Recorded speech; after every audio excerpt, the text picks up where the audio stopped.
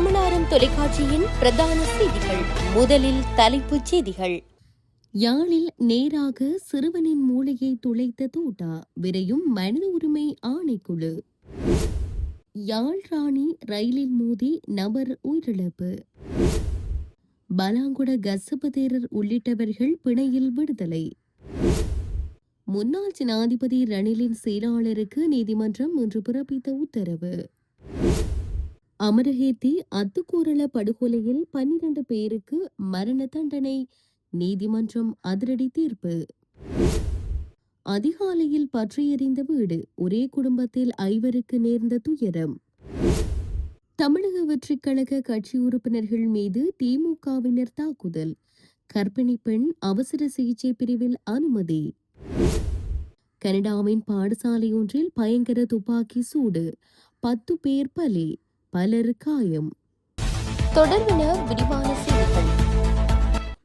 யாழ்ப்பாணம் அல்லிப்பட்டி பகுதியில் காவல்துறையினரின் உத்தரவை மீறி செல்ல முற்பட்ட ஹைஸ்ரக வாகனம் மீது காவல்துறையினர் துப்பாக்கி சூடு நடத்தியதில் 17 வயது சிறுவன் ஒருவர் உயிரிழந்துள்ளார். குறித்த சம்பவம் நேற்று அதிகாலை 1:15 மணியளவில் ஊர்காவற்றுறை காவல்துறை பிரிவுக்குட்பட்ட அல்லிப்பட்டி பகுதியில் இடம்பெற்றுள்ளது. ஊர்காவற்றுறை காவல்துறையினர் மேற்கொண்ட துப்பாக்கி சூட்டில் வட்டுக்கோட்டை சித்தங்கனி பகுதியைச் சேர்ந்த 17 வயதுடைய சிறுவனே உயிரிழந்துள்ளார். யாழ்ப்பாணத்தில் காவல்துறையினரின் துப்பாக்கி சூட்டுக்கு இலக்காகி சிறுவன் உயிரிழந்த சம்பவம் தொடர்பில் மனித உரிமை ஆணைக்குழு விசாரணைகளை ஆரம்பித்துள்ளது. மனித உரிமை ஆணைக்குழுவின் யாழ் பிராந்திய இணைப்பாளர் கனகராஜ் தலைமையிலான குழுவினர் சம்பவ இடத்திற்கு நேரில் சென்று கள நிலவரங்களை நேரில் ஆராய்ந்ததுடன் காவல்துறையினரிடமும் தகவல்களை கோரி பெற்றுள்ளனர். அதேவேளை குறித்த வாகனத்தில் பயணித்த ஏனைய இருவரிடமும் உயிரிழந்த நபரின் உறவினர்களிடமும் விசாரணைகளை முன்னெடுத்து வாக்குமூலங்களை பெற்றுள்ளனர். யாழ் ராணி ரயிலில் மோதி வயோதிபர் ஒருவர் உயிரிழந்துள்ளார். இன்று காலை யாழ்ப்பாணம் மெலாகம் பகுதியில் இந்த விபத்து இடம்பெற்றுள்ளது. காங்கேசன் துறையிலிருந்து ஓமந்தை நோக்கி சென்ற யாழ் ராணி ரயிலில் மோதி குறித்த நபர் உயிரிழந்துள்ளதாக தெரிவிக்கப்படுகிறது. திருகோணமலையை சேர்ந்த பலாங்குட கசப தேரர் மற்றும் கல்யாண வம்ச திஸ்ஸ தேரர் உள்ளிட்ட 4 பிக்குகளும் பிணையில் விடுதலை செய்யப்பட்டுள்ளனர். திருகோணமலை புத்தர் சிலை விவகாரம் தொடர்பாக விளக்கமறியலில் தேரர் உள்ளிட்டவர்கள் வைக்கப்பட்டிருந்தனர்.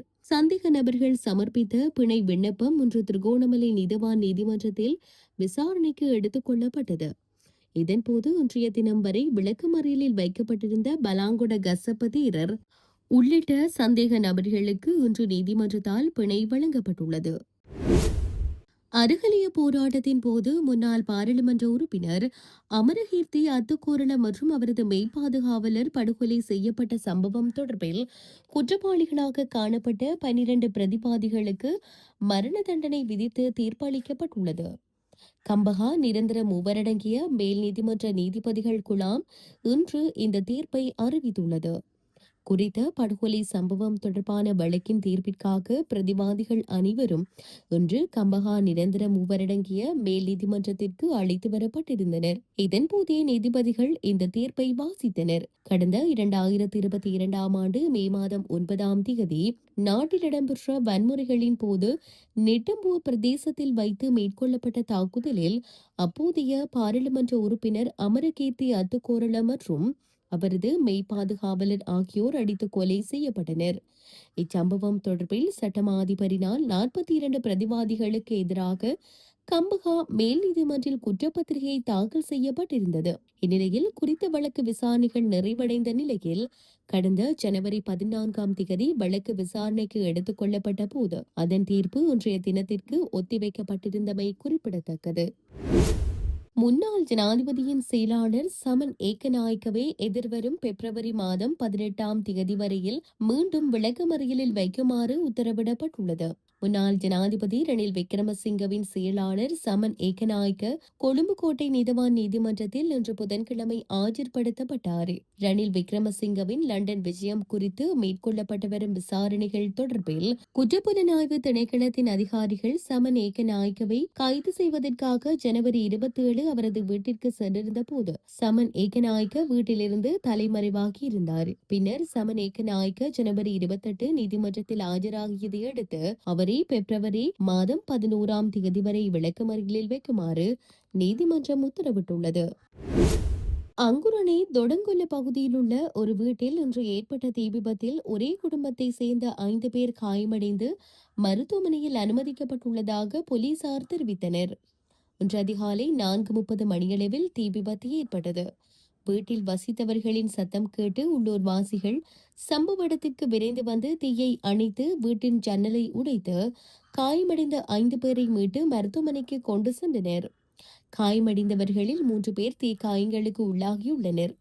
மற்ற இருவரும் சுவாச கோளாறு காரணமாக மருத்துவமனையில் அனுமதிக்கப்பட்டுள்ளனர். தீ விபத்தில் வீட்டில் இருந்த அனைத்து பொருட்களும் எரிந்து நாசமாகி வீட்டிற்கு பலத்த சேதம் ஏற்பட்டுள்ளது.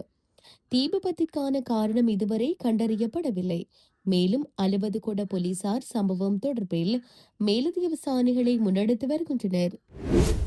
சென்னை துறைமுகம் தொகுதியில் உள்ள பாரிமுனை அங்கப்பன் நாயக்கன் தெருவில் தமிழக வெற்றி கழக கட்சியைச் சேர்ந்த 5 பெண்கள் உட்பட 10 பேர் தாக்கப்பட்ட சம்பவம் தமிழகத்தில் பரபரப்பை ஏற்படுத்தியுள்ளது. நேற்றைய தினம் தாக்குதலுக்கு உள்ளானவர்கள் தமிழக வெற்றி கழக துண்டு அணிந்து தேர்தல் சர்வே எடுக்க சென்றதாக கூறப்படுகிறது. அப்போது அங்கு வந்த திமுக வட்ட செயலாளர் கவியரசு உள்ளிட்டோர் தமிழக வெற்றி கழகத்தினரை தடுத்ததாகவும் அப்போது ஏற்பட்ட தகராறில் தமிழக வெற்றி கழகத்தினர் மீது தாக்குதல் நடத்தியதாகவும் கூறப்படுகிறது.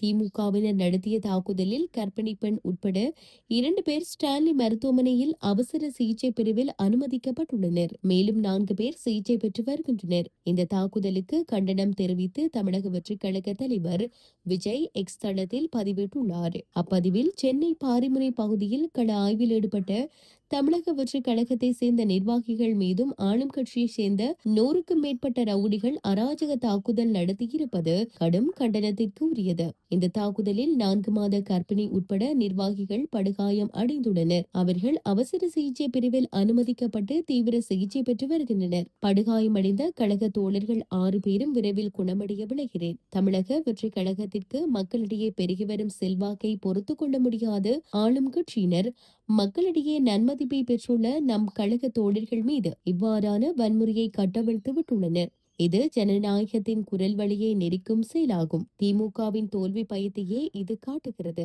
இந்த அராஜக தாக்குதலில் ஈடுபட்ட ஆளும் கட்சிக்கு வரும் சட்டமன்ற தேர்தலில் தமிழக மக்கள் தக்க பாடம் புகட்டுவது நிச்சயம் என பதிவிட்டுள்ளார்.